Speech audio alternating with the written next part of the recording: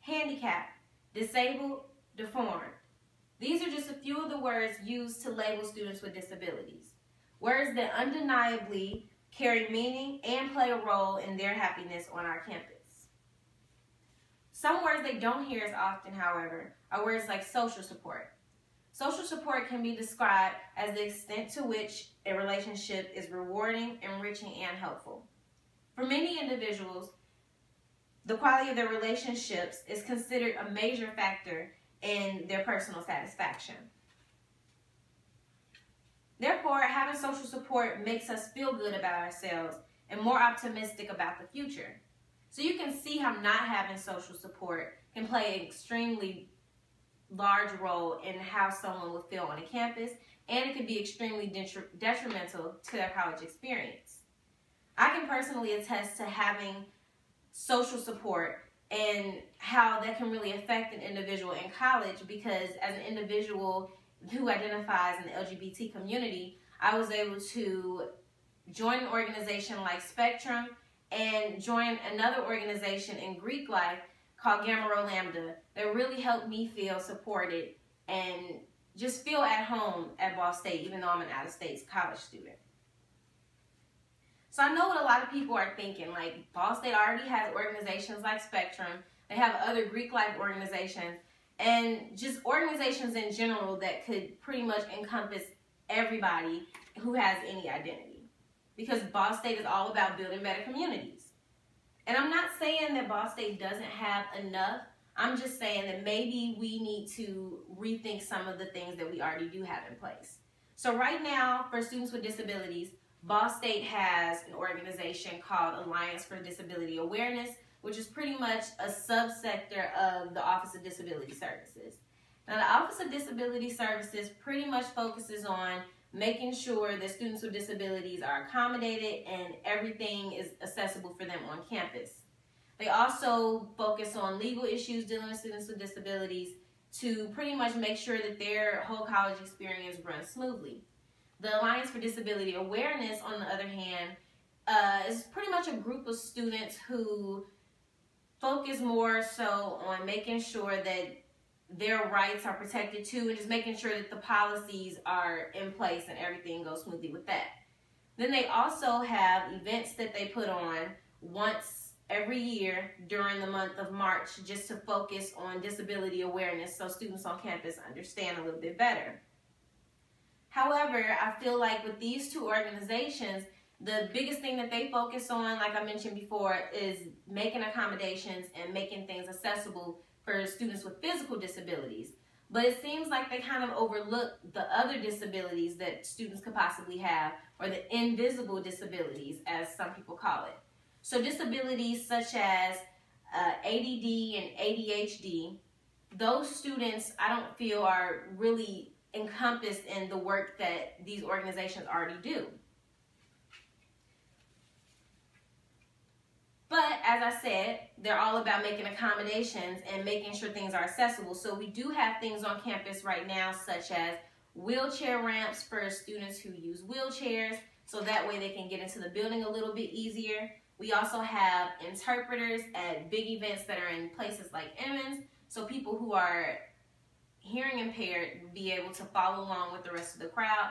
And then we also have Braille alphabets and Braille letters on every door in every building. So once the students get in the building, they're able to find the room that they need to if they're visually impaired. And even though all of these options are great for students with disabilities, it still is missing something. And that something is the social support that I was talking about. But I feel like we can change this as students. I think that two solutions would be really helpful to making this impactful change and really making sure that we have more social support on campus for students with disabilities. One of those things is learning how to work internally and within ourselves so that we're able to lead by example. The second thing is basically implementing more diversity programs, or even making sure that the ones that we already have in place are a little bit better than they are. So when I say working pretty much internally, what I'm talking about is being able to know that we have biases and understanding how to break down those biases and being able to pretty much understand your privilege that you have and put that aside as well. So with that, when there's a parking space outside in the commuter lot and it's a space designated for individuals who have disabilities, it will make sense for us to learn how to not be lazy and park in those spaces, but park further away. So we will be checking our privilege and we aren't just abusing it like we usually do. Or if we're going to the bathroom, like I know when I go in the women's bathroom, I usually will go to the bigger stalls just because it's easier for me to maneuver around, but I need to learn how to check my privilege, as I mentioned, because then I'll realize that, hey, you know, this bathroom wasn't designed for me. It was designed for those who have a little bit of a harder time going to the restroom. So, in addition to learning how to work internally within ourselves, I also mentioned that we need to focus more on the diversity programs or the disability programs to make them more diverse. So these programs that I'm talking about that we can implement will pretty much aim to connect and educate students on students with disabilities. So not even just the students with disabilities, but just disabilities in general. So students would learn how to define disability. They would learn how to understand their biases. They learn how to pretty much just reconnect with themselves and just the community around them. And then a program like this would encourage open discussion. It would encourage equal opportunities to learn and grow and address core issues that students with disabilities actually face so that we can actually foster allies from having this type of program. And I think something like this is definitely realistic just because there are already programs in place doing things like this for other minority groups and other marginalized groups on campus. So there's already safe zone for people who identify as part of the LGBTQ community or those who want to learn how to advocate and be allies for that community. And then there's also a program that the Health Center offers, which is kind of like a subsector to the STOP team or the Sexual Threat Oppression and Prevention team.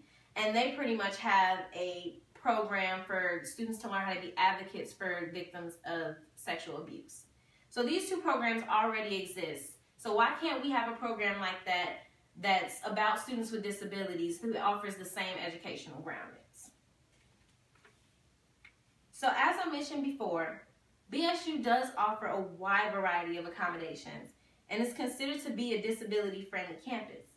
However, building better communities is not just a job that's allocated to the university, but it's also our responsibility as students and as allies